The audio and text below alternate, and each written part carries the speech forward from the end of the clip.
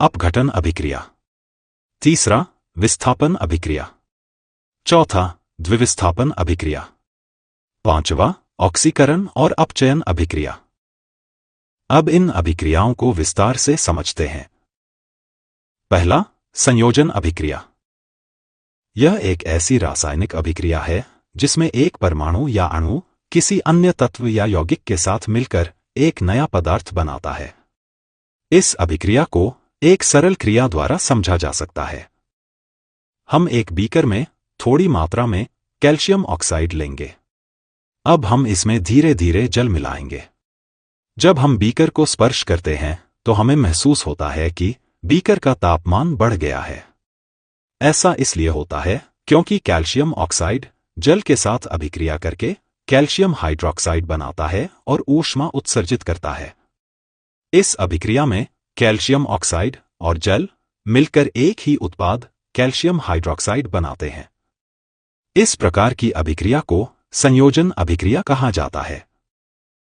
दूसरा, अपघटन अभिक्रिया।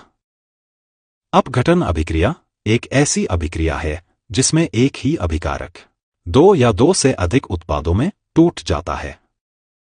इस अभिक्रिया को एक सरल क्रिया द्वारा समझा जा सकता है। एक सूखी उबालने की नली में 2 ग्राम फेरस सल्फेट के स्फटिक लीजिए। उनका रंग नोट कर लीजिए। अब नली को एक बर्नर से गर्म कीजिए। देखेंगे कि हरे रंग के फेरस सल्फेट का रंग बदलने लगता है और साथ ही एक विशिष्ट गंध भी आती है।